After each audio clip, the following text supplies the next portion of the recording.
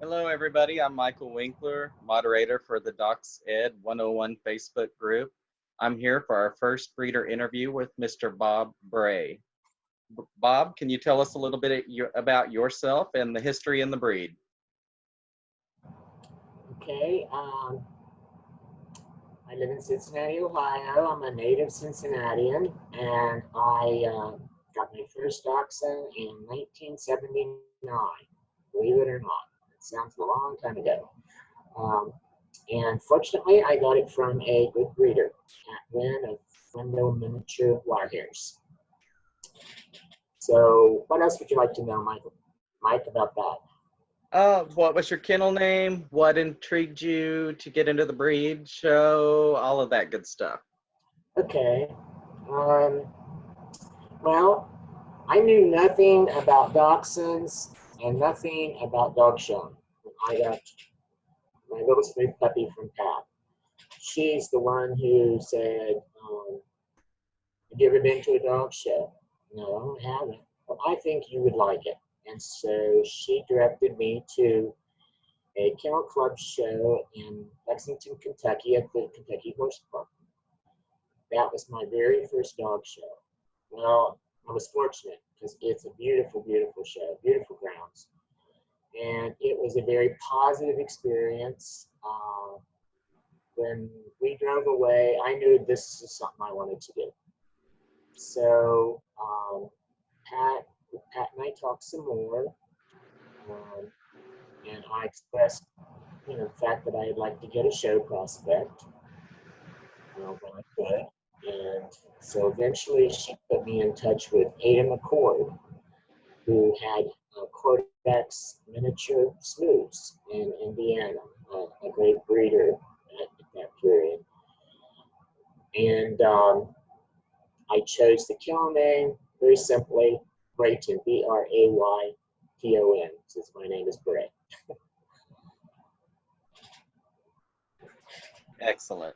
So you got the bug, you started with a pet, you got the show bug after you visited your first show. Right? How did it work out for you after that? And kind of what was the timeline of events, so to speak, that got you from point A to point B and then Uh, gone? yeah.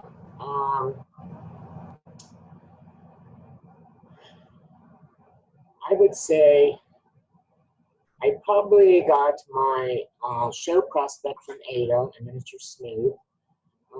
Probably, I don't know, maybe 6 months to a year later, probably more like 6 months. Um, Now you have to understand, I probably would not have gotten her that quickly, except Pat and Ada were very close friends. So Pat spoke for me. So I wasn't going to Ada on my own as a new person, really. I was already kind of being mentored at that point by Pat. And so I know that's why I got a nice bitch from Ada. Okay, so you got a nice bitch and you got started showing. When did you start to learn about breed type and what are your thoughts on breed type then and now? Yeah, that's a good question. Um, I've always been a reader and love to study. So I right away started ordering, trying to find at shows every book I could get my hands on. And I just read and read and read and read, of course, studied the standard and so forth. Um, so that happened immediately. I mean, I was just reading voraciously. Um, and then I,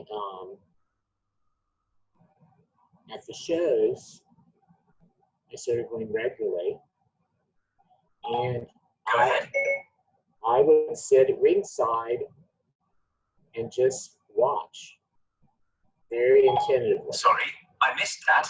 Could you say it again, please? Excuse me, let me get this off.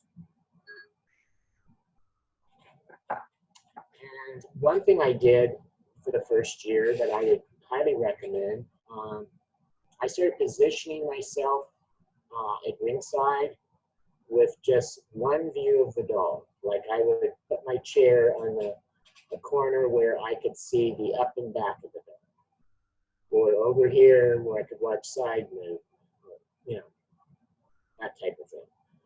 And I would just do that one area of movement the whole show. That's all I would concentrate on. And I would just stare, stare, stare, and try to put together what I was learning in the books with the real dogs. And sometimes I'd even go over to another breed and do the same thing and watch them move back and forth, or to the side or whatever. So that was a big part of what I did the first year or so. And it takes some time as a new person, but eventually the light bulb will start coming on. It's like if you've studied a foreign language, you know, you start out and it's just all gobbly-gob, but finally things start clicking. Well, I found that the same thing about dogs. The books started matching my dogs. And that's exciting when that starts happening. And it's just a growing thing. What do you think about the dogs of the time when you started versus the dogs you see today? What changes have you seen over that period of time? 41 years worth.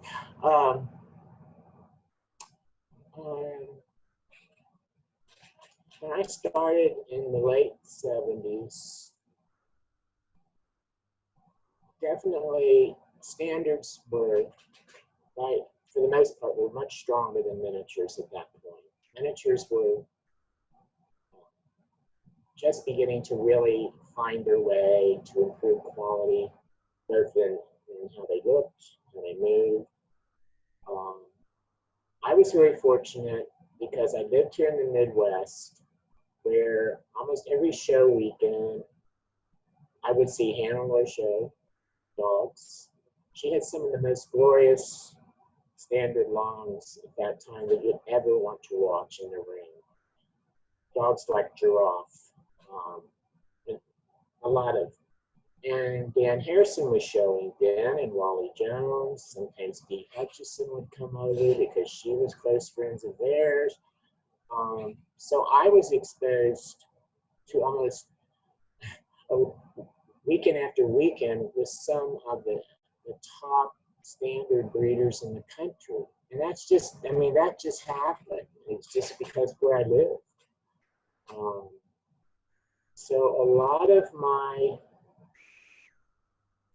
reference point as far as movement, type, capital small t, we'll talk about that a little more, came from great standard breeders and a few really good miniature breeders like Pat Wynn's Wires and a few others. So it's a situation now, I think, where we have lost some of the prominent standard breeders, either because of death or they have decided to retire from dogs. You know, you have to understand, I was in the tail end. I still got to see Mary Howe's Great Bear Longhairs. I was able to visit her kennel. let me interject there. I would have joined. What do you think? You got to see these dogs and interact with these dogs. Do you think the modern day person, would they have benefited from knowing those dogs then in today's terms and being able to put their hands on them and see them move? I definitely think so, especially if they had been doing their own homework and were reading and studying. Yes, I think it makes all the difference. It puts you ahead much more quickly about starting to form your idea of what you want, what you feel is correct, where your priorities are as far as the structure and movement of a dog. And I just don't think anything can replace that. You know, we have, in any breed, we have to have knowledgeable, consistent breeder of great dogs to look to establish a standard for the breed. Not the written standard, but you know what I'm saying. We desperately need that in both miniatures and standard dogs. And if we don't have that, it concerns me a great deal what's going to happen to the Dachshund breed.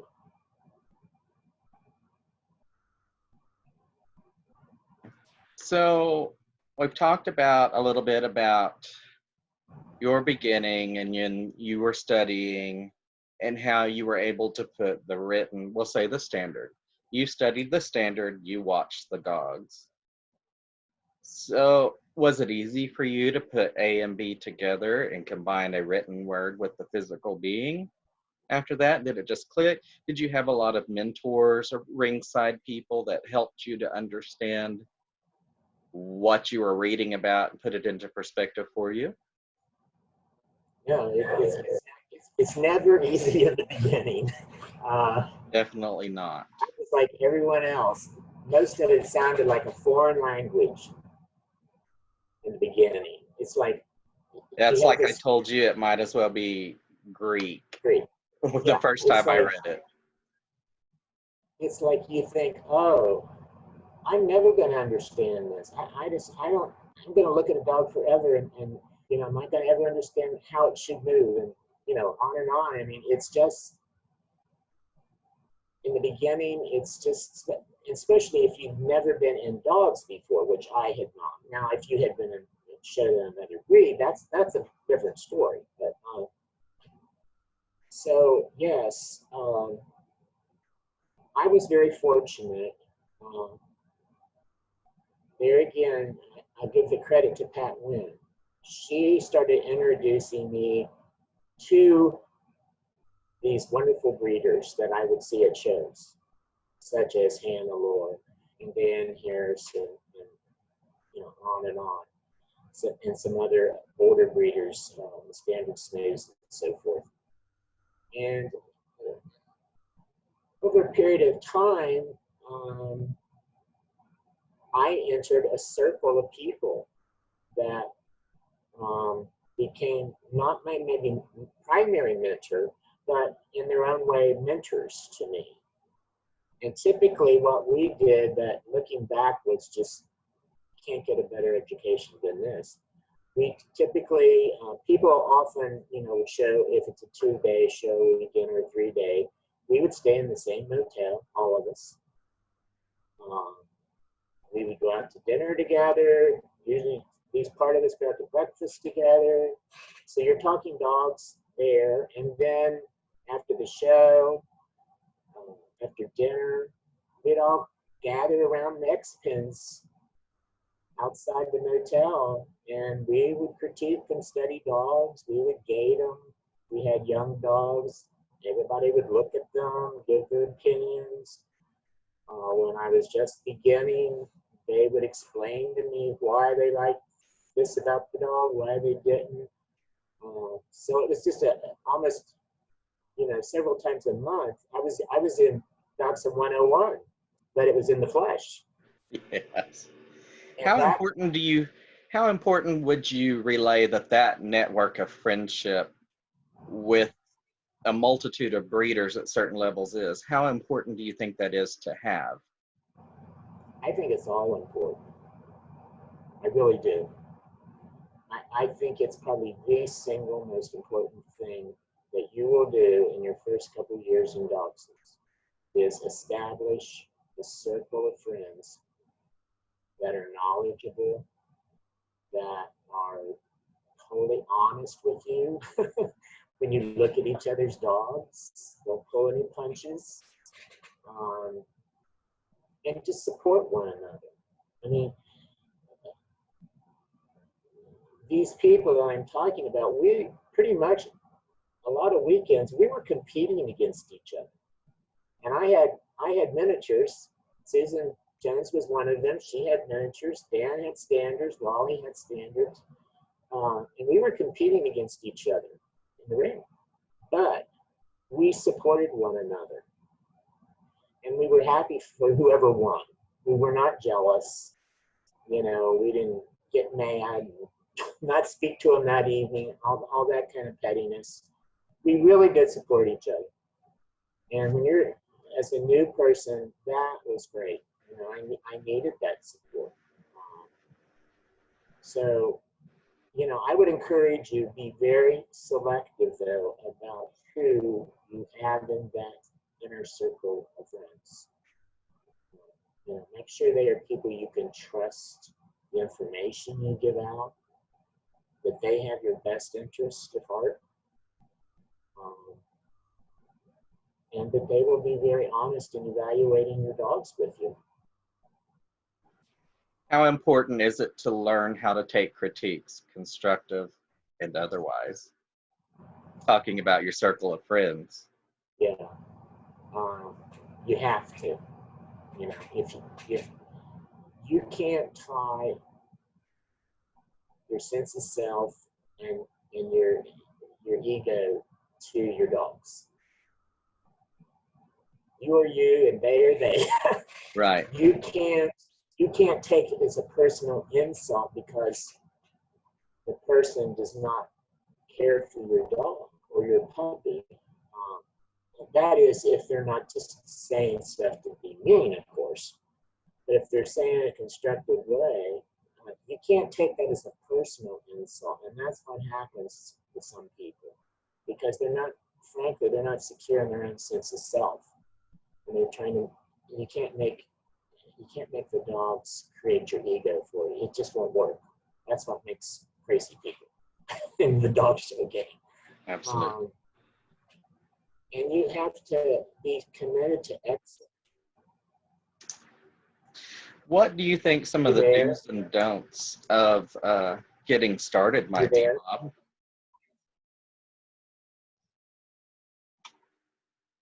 Can you hear me? Okay. Actually, I've written down some. Hold it a minute because I want to make sure I.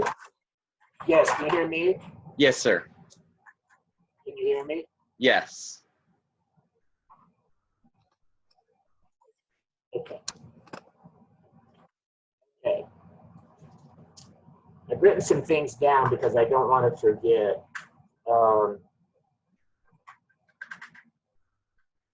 Okay. Let's start with this. Don't shoot the deliverer. I believe that the first year is not a year to buy a dog. The first year, I mean, I'm talking in general terms of the year. The first year is about learning, making connections with people.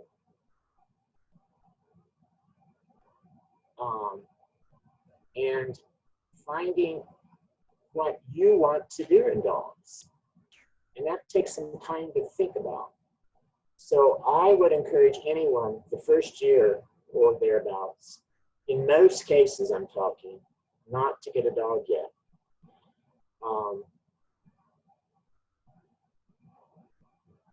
Your first thing to do as a beginner is you have to establish credibility if you want to be an exhibitor and a breeder.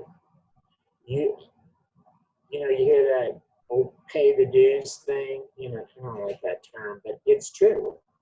You have to pay your dues. You have to convince the kind of breeders you want to work with and the kind you would want to get a dog from, that you're serious, that you're consistent, that you are studying.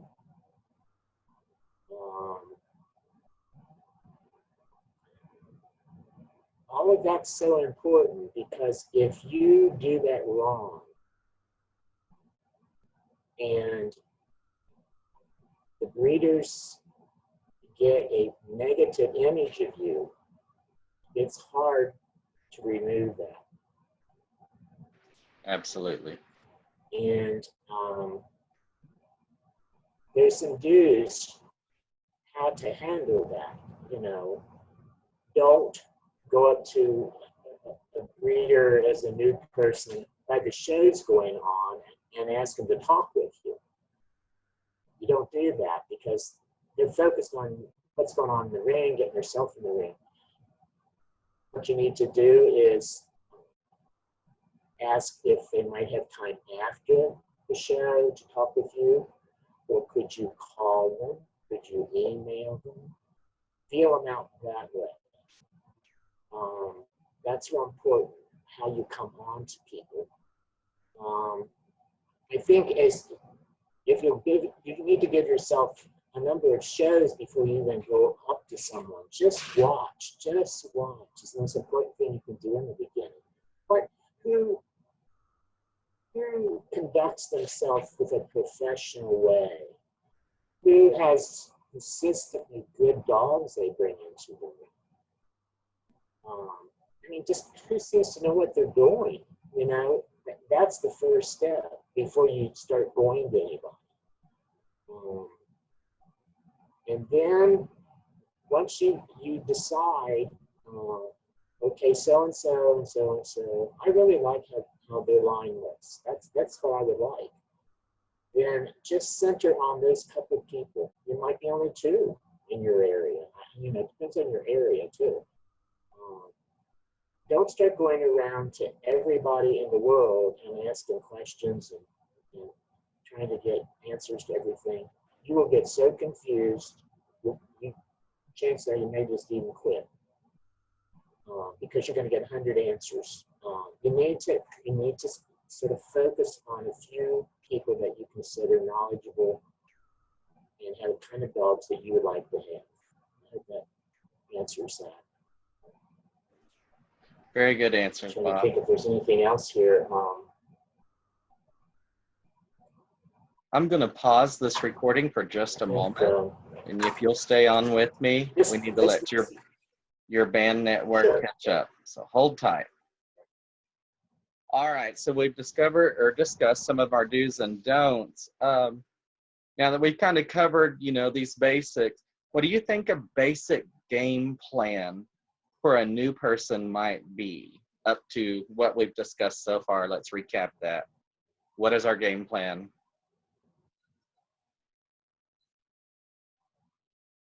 Okay. That's good question. You need to decide early on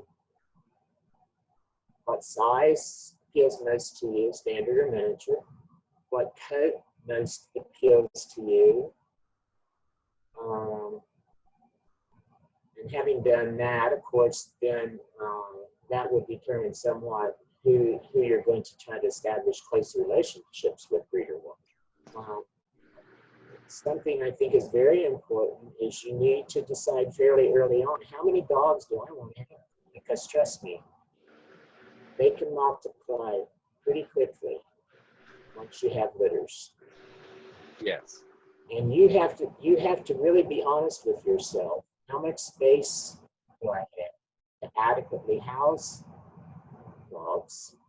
How much money do I have to care for them the way they should be, to be able to pay for vet bills, to be able to pay for show costs, to be able to pay for food, on and on.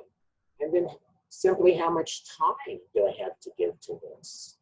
You know, it's one thing if you are single. It's another thing if you are married and has 3 children at home. So you have to figure out, okay, how much free time can I give to this, quote, hobby, which becomes more than a hobby very quickly, becomes part of your life. And that'll determine a lot what you do. When I started, I made a decision about a couple of things. I was going to only have approximately 10 adult dogs. The reason for that was I decided I want them to be part of my life, more or less pets in a sense. Absolutely. I did not want them to have to stay in crates while I was at work.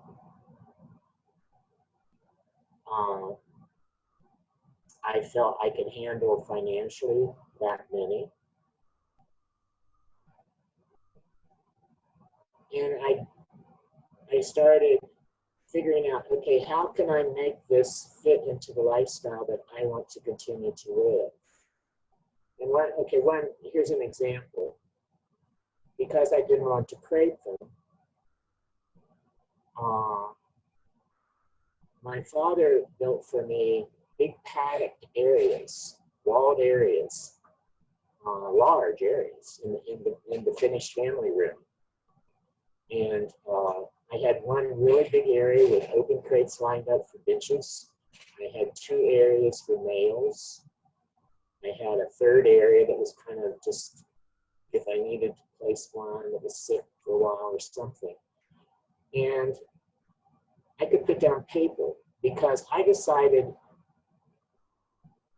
I want to feel free after work. If I want to go out to eat with somebody, I don't want to feel guilty that I don't go home first and let the dogs know. I don't want to be that restricted. That was just a person. I'm not saying you have to do that. That's just the way I wanted to live. So I had these big areas I could put paper down if I didn't get home. So, it's just all those things. You really need to think through, and you've got to be ruthless with yourself about that. If you're not careful, you're going to end up with 20 dogs, and then you're going to end up with 30 dogs, and then you're going to end up with 40 dogs. And unless you really got the setup and the money, space, it becomes a nightmare. And through all these years, I have seen that happen over and over and over again. And the dogs are primarily the ones that suffer from that. But also the people are just so stressed out because they're just they're in over their heads. They don't have time to take care of all these dogs. And so they start cutting corners. And so you've got to be really strict with yourself. That will limit how many litters you can breed. I always told new breeders, don't keep a male unless they are absolutely fantastic. Because for every male you keep, that would be space for a quality bitch that you can breed for. So that's just my recommendation. Okay.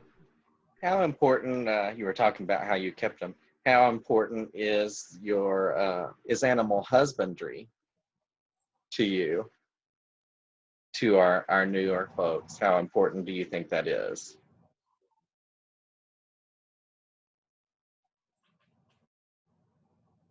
About care and all of that, of the dogs? Yeah. When you say animal husbandry, give me a little more, what are you thinking about? And the care, I mean, you were talking about knowing what you're capable of maintaining head count wise. So, I mean, that falls under animal husbandry. So you're saying to our listeners Yes. to know your limits so that you can properly care for a dog, groom the dogs, and give them the adequate attention. Is that correct? Okay. Let's talk about now that, usually. I think it has to be. Go ahead.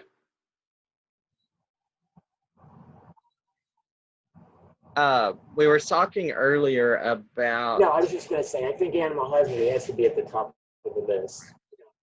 So we were talking earlier about, we've started with our first dog.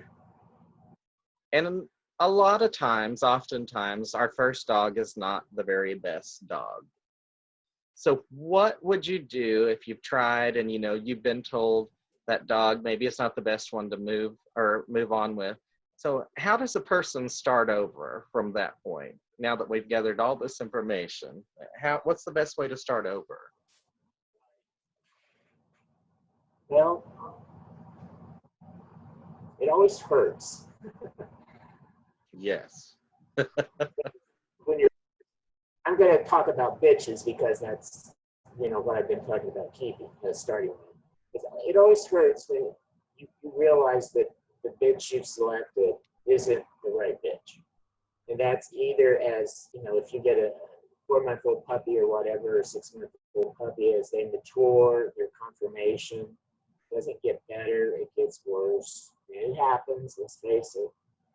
But more importantly, if you have started breeding her, and it's just very obvious she is not going to be a producer. She just isn't. She does not have the genetic makeup to produce well, no matter who she's bred to.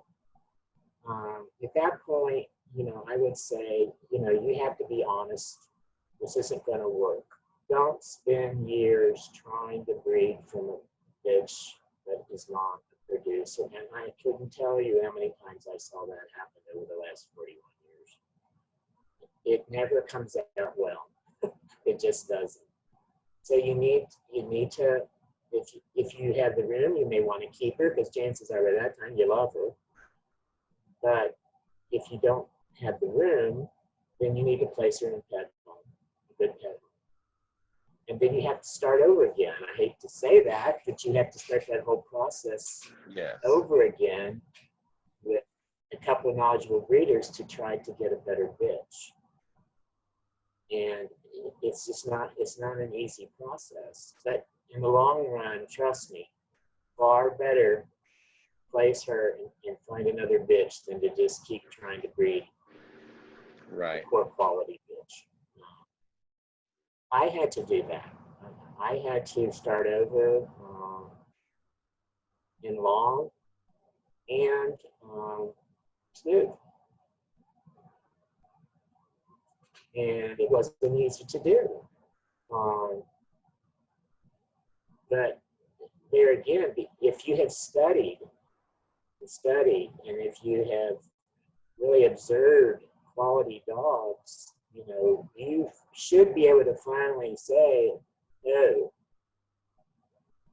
this bitch is not going to do. She just isn't. Or maybe you started with a smooth, and then for whatever reasons, you decided, I really don't want to breed smooths. I want to breed longs. Well, then quit breeding the smooths. You know, place her then, or just keep her for pet and switch to longs. You know, so there's all kinds of things that might make you start over again. But don't be ashamed to. There's no shame in it. Absolutely not. You know, it happens to most breeders, I'd say. Well, you never know until you get there and try. It's a sign that shows a sign of wisdom. And no, you don't. You know, what do you think about? We won't get into all technical stuff, but there's a big difference, you know. What do you think about the temperaments in dachshunds? What would you look for in a temperament?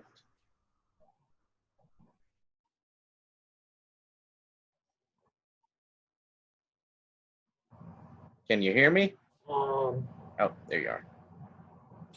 Okay. I can hear you. Okay. Yeah, the internet connection seems a little off.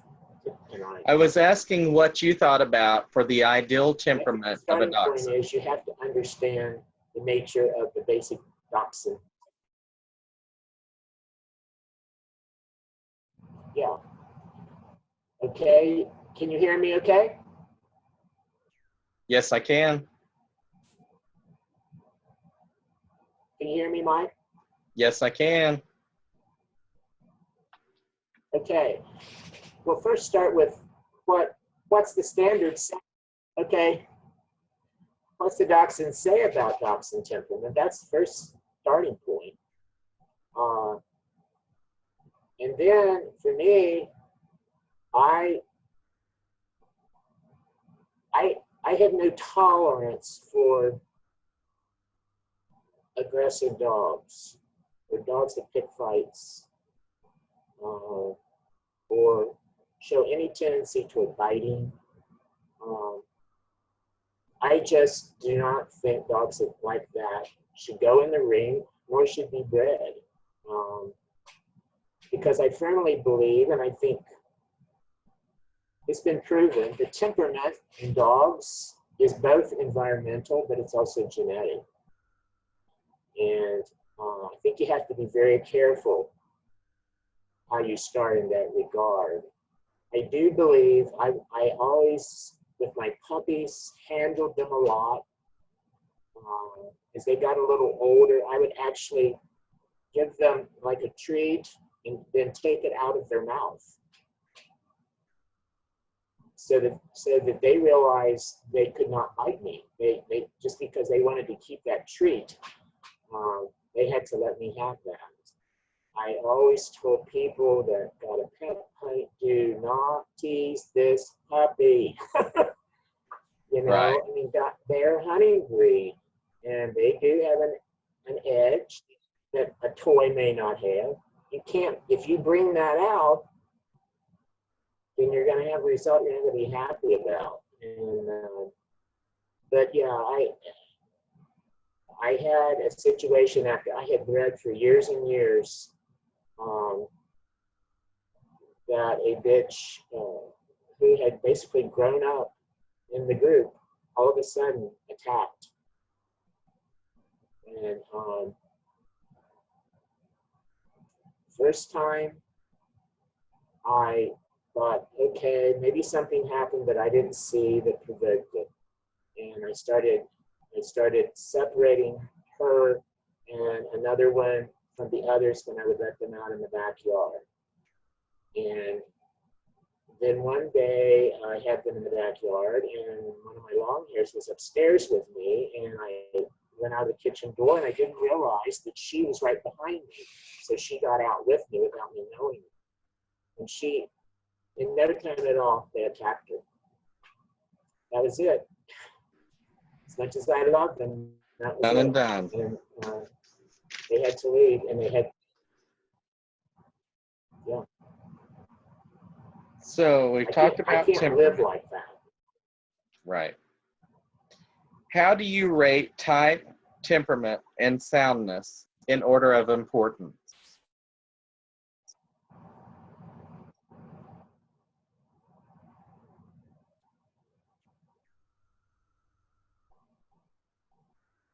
Okay. In some ways, I think that's a false division. Yes, most likely. They're all equal, but Yeah, let's we can talk about them a little bit. That might help. Type. And I want to read a couple of things from a couple of writers that I really admire that have written about type. Now, I'm gonna make a difference here about type with a capital T is breed type. It's a good place to With a start. small t is a type within the breed. For instance, okay, so-and-so's line is an elegant type. That's a different use of the word type. So it makes it kind of confusing a little bit. So what I'm going to talk about is capital T, breed type first. And a book, and if you don't have this book, run out tomorrow and get it. I think it's still available. It's an older book, but I don't think too many can beat it. The book is entitled Solving the Mysteries of Breed Type by Richard G. Beauchamp. And that's B-A-U-C-H-A-M-P. You have the book where you can show it? Is it in your hand? Yes. Just a minute.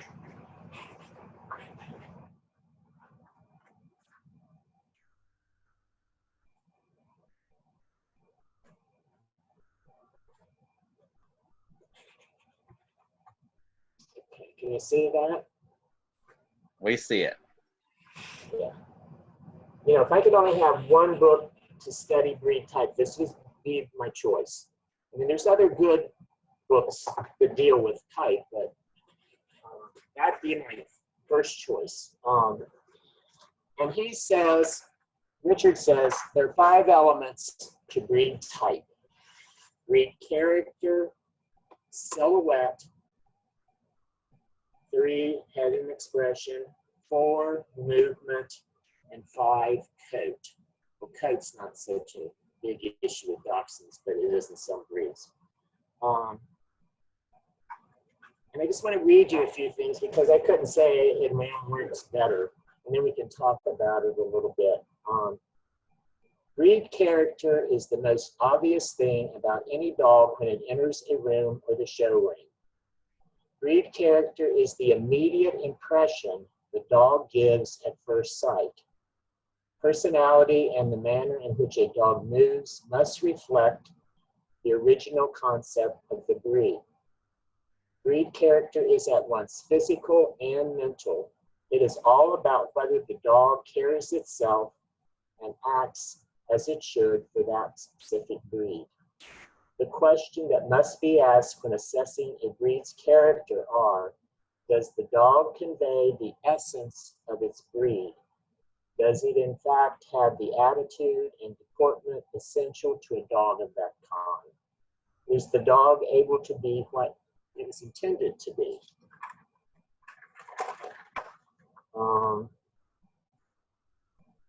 Let's see. So let's talk about, I'm not going to get in deep. Are you there? Let's talk about the silhouette, which was his, I think, second point. Yeah, silhouette. I personally feel this is really critical.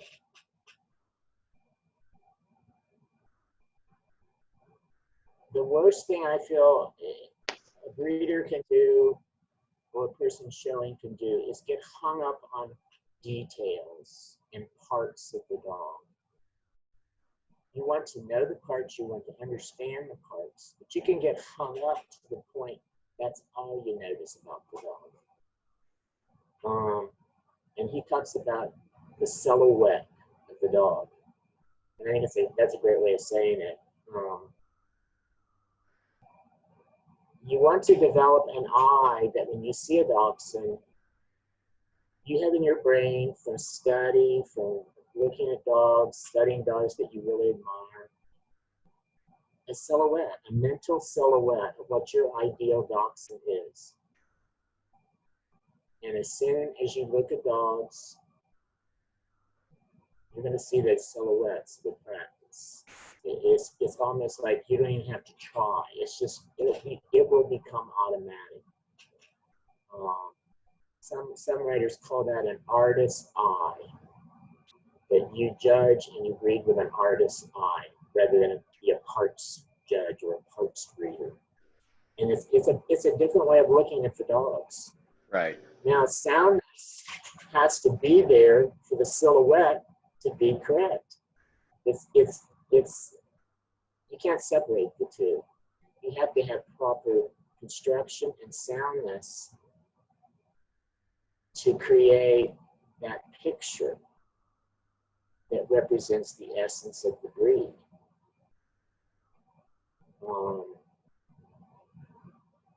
I came to the point, and I judge quite a few specialty sweepstakes over the years in various parts of the country, and judge a miniature expo. I came to the point, after years of study and so forth, that when a line of dogs came in and, went across from me to the stopping point, I almost immediately and hoped I would see a dog that picture was there. It was like, yes.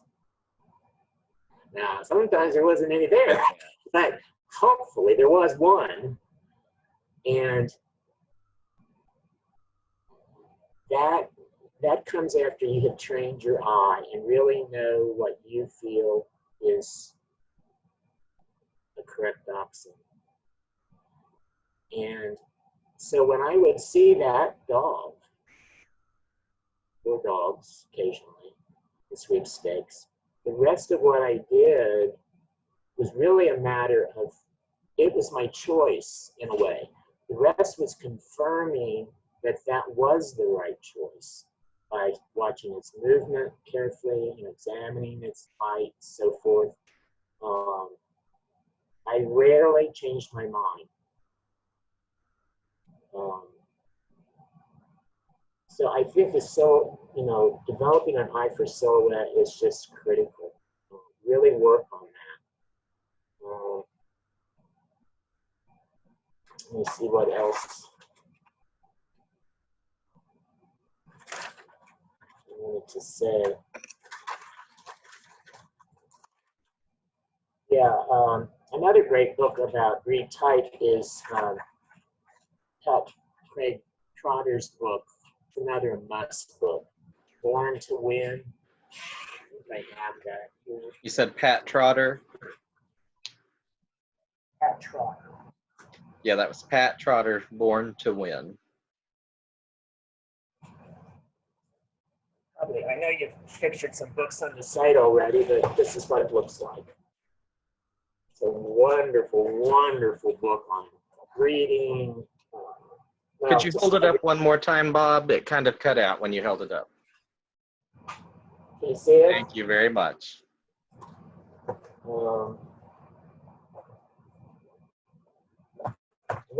I've got the books here. Another one about type and so forth that I would recommend is Robert Cole's An Eye for a Dog.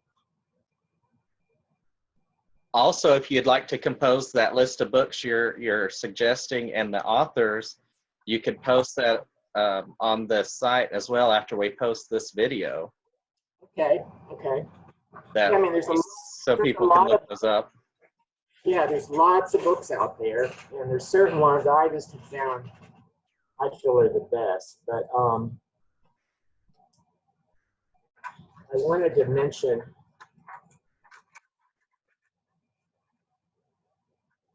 in Robert Cole's book, An Eye for a Dog, he quotes two well-known breeders, judges about type that I think is worth listening to.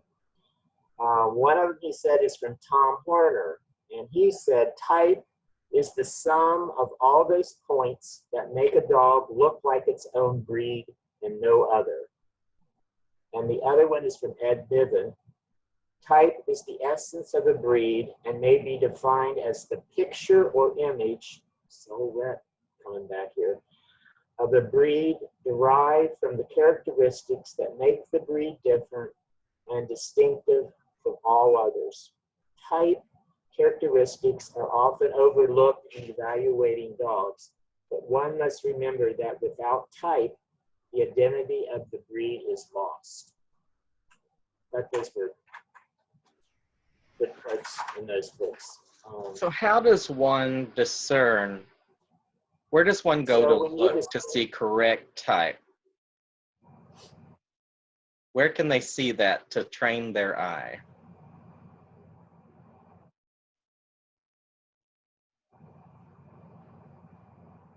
Well, I think there's probably a couple sources. I think partly you can learn part of it by visually by studying some of the really good books on dachshunds that have a lot of pictures of the great dogs. Would you say the illustrated breed standard that a lot of people are getting in right now, is that a good place to start? Great place, yeah. There's some videos out. Trying to find a copy of that. But I don't know where it is, but yeah. So that would be a good place to start then. Yeah. They've been sending these back out, so. Good, okay. Yeah, that's great, yeah. Kind of a more specific part of it is Rachel Page Elliott's book, and she also has a DVD on, let me get it, I'll hold it up.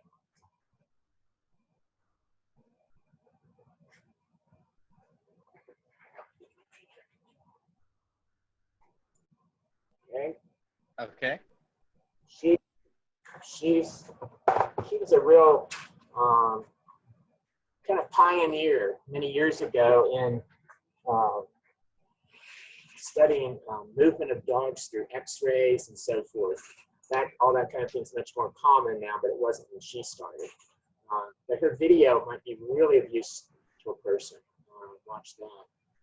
And then, but the main thing is just you need to see real dogs.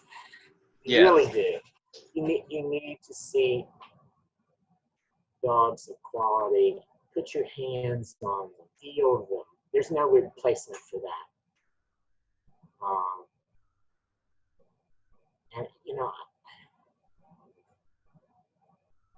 I agree that the putting the hands on makes all of the words come together. yes, it does.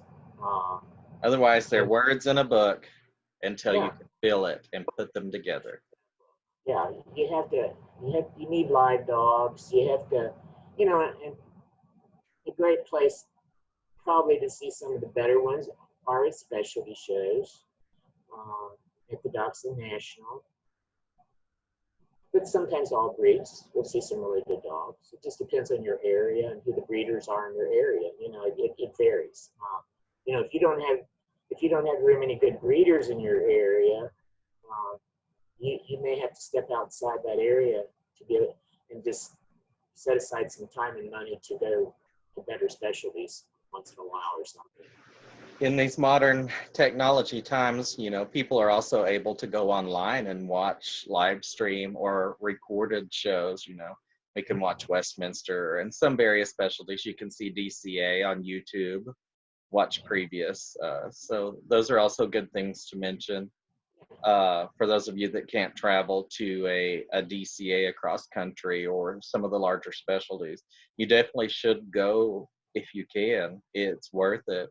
You know, there'd be a multitude of breeders there that might be willing to visit with you and show you some of the finer points of the dog that maybe you can't put the written word and the dog together, but they can help you see that better. So that's something to keep in mind. Now, Mr. Bob, do you have anything you would like to discuss that we haven't covered yet for the viewers?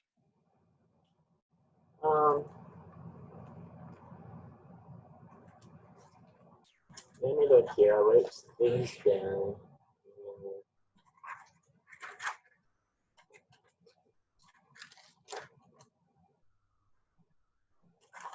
I'm just gonna say a few words because it may have already been covered in a panel discussion. But concerning breeding,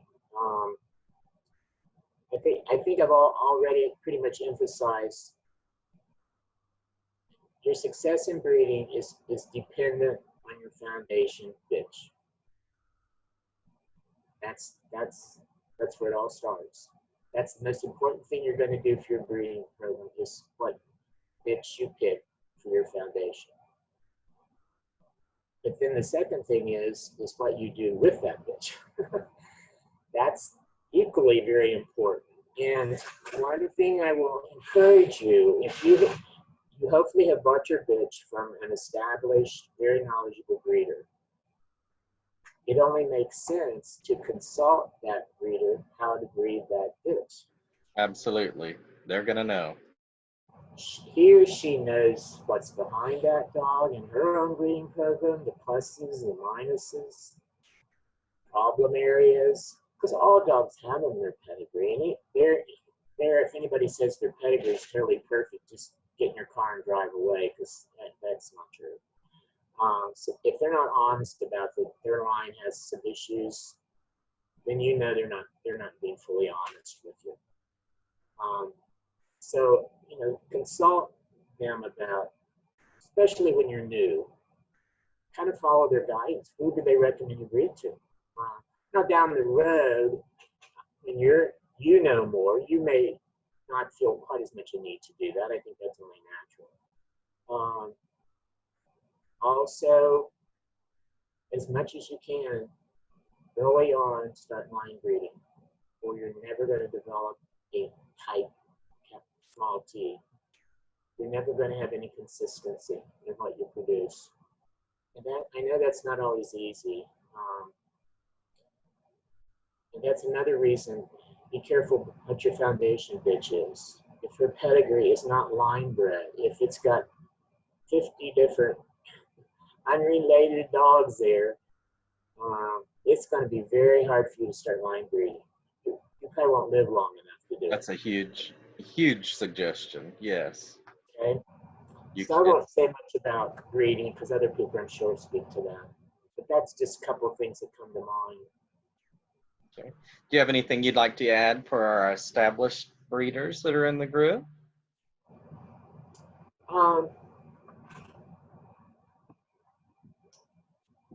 Well, I think, you know, all of us just have to recognize that we represent the breed to new people. You know, our attitudes, our knowledge, how we keep our dogs, all of that is what a new person sees the breed as. So we have a big responsibility. I think established breeders hopefully will be generous to new people and share their knowledge if the person is sincere, is listening,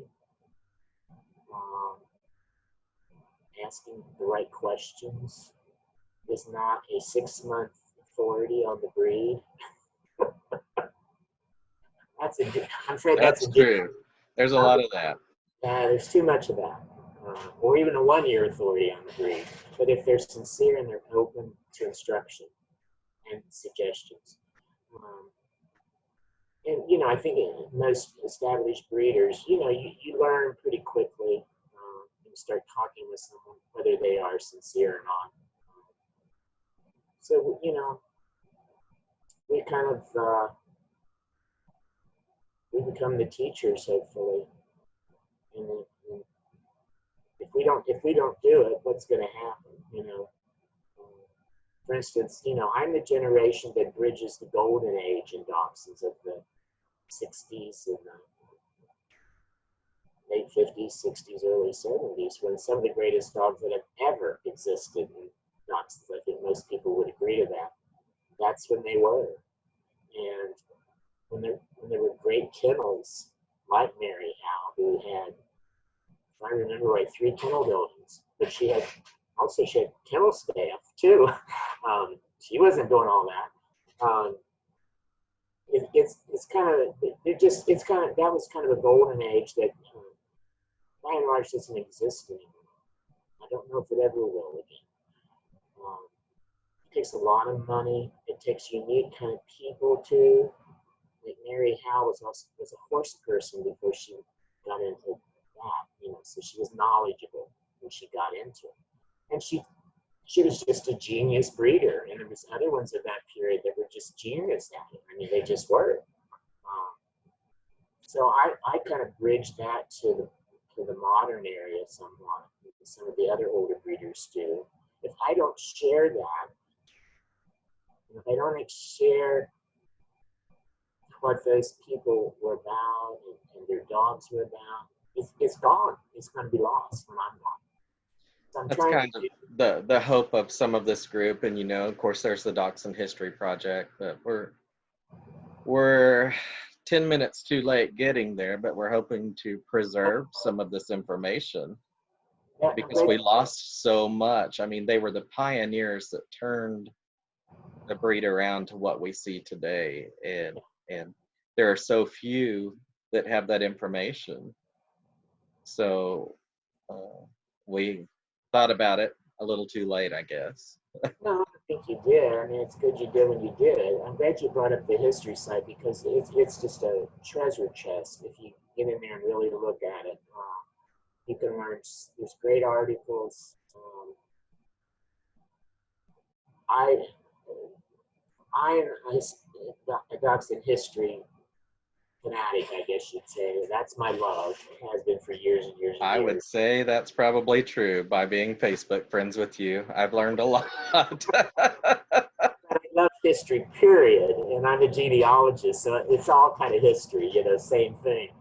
But yeah, I that's how the main thing I feel really strong about is preserving history. You know, I have scanned hundreds and hundreds of old German, English, American dachshunds and have them in files on my computer because I want, if anybody wants them or, you know, enjoys research like that, they'll be there, you know. So, and I just feel like you have to know where you've been. I mean, how can you move forward if you don't know where you've been and what That's true. what brought the breed to where it's at? You know, type-wise, you know, we've just, you and I have talked about, if you look at standard snooze, for instance, of the 1950s, they don't look like, most of them don't look like standard snooze of today. Yeah, we did talk about that a little bit. They What don't. was it I said? And you lined me out. I said, they look like cobby little roach-backed rats. But you got me together really quick. And you said it's not that they were cobby. They had short loins. Yeah, but I mean, type-wise, they have changed, and that's okay. I mean, no breed's totally static, but we do need to look at what was good though about those dogs, because there are some real strong points that we've tended to lose. So I'm a great believer in people looking at the past.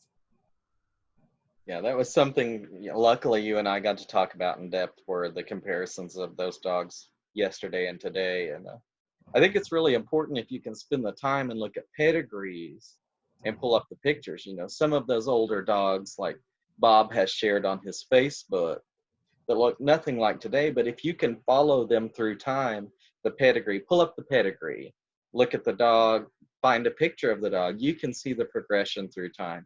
You can see what we've gained or what we might have lost along the way. And I think that's really important because, like Bob said, how are you going to get there if you don't know where you came from?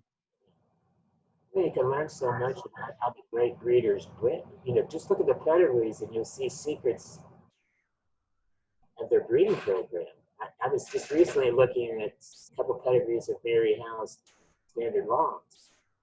Boy, I mean, just looking at one of her pedigrees is a instruction on line breeding, how she did that, how she matched and repeated here and there and there and there. You know, I mean, you learn a lot just by looking at pedigrees of breeders like them. And Pat Trotter's book also has some great information on breeding. And one thing I found very interesting, first time I saw it, was she describes, are you going to breeding onto your male or breeding onto the bitch? Yeah, I think it was, she called it her tail males and tail females. Yes. In that breakdown of her pedigree she wrote out. She talks a lot about how in some breeds even, the females seem to produce better than the males by and large. Well, I think in some lines of dachshunds, that's definitely true. You know, it's the bitch that has a tremendous influence in the future of their line. So, I've often heard the tale that bitches are paramount and dogs are luxury. How do you feel about that? I pretty much feel that way. Yeah. Now, if you know, if I would have had a huge kennel building, a kennel help, I would have been more likely, okay, maybe to keep some males. If I got some, produced something I really thought were important, but I couldn't. So I had no reason to keep any males, really. I never produced a male that was my ideal dog. I never had a male that was as good as some of my bitches. I haven't really either yet. So I didn't keep any, except one.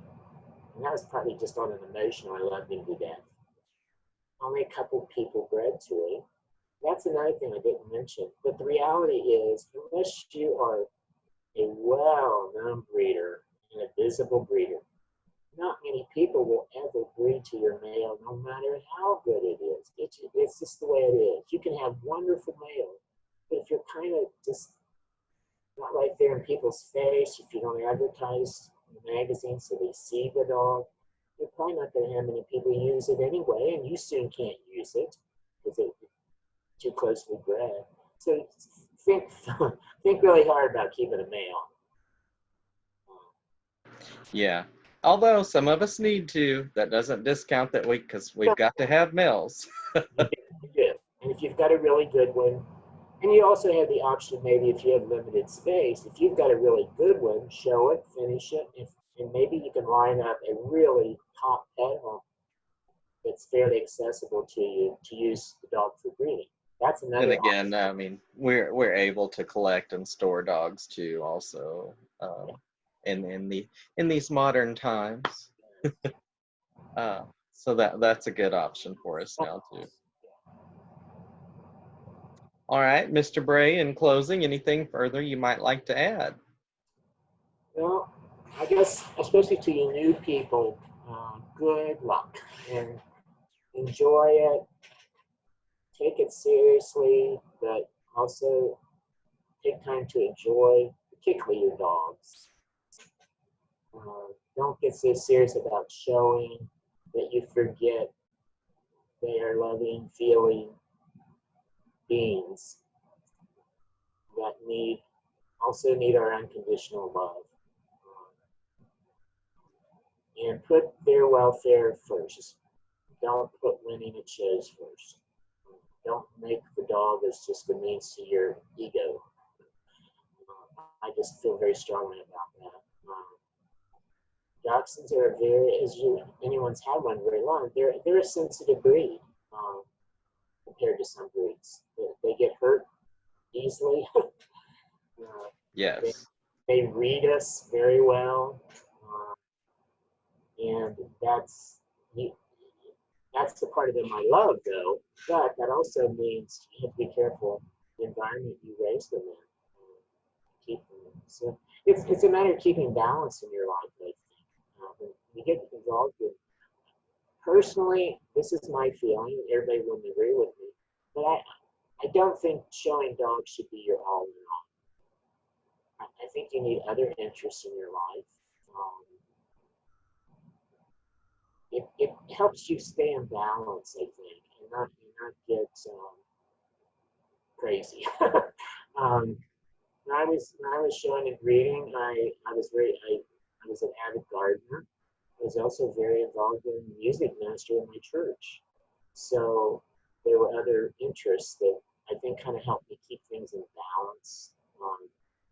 That what happened on show weekends wasn't the only thing in my life. I guess I'll end with that. And I wish you well.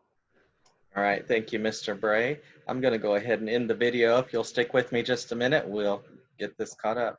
And thank you, viewers, for sticking with us. This is our first breeder recording, so we had some small glitches. It took Bob and I over a week to get this done. But again, I appreciate it. The group, Docs Ed 101, appreciate you being here and taking the time to listen with us. Thank you for asking me. It's a privilege.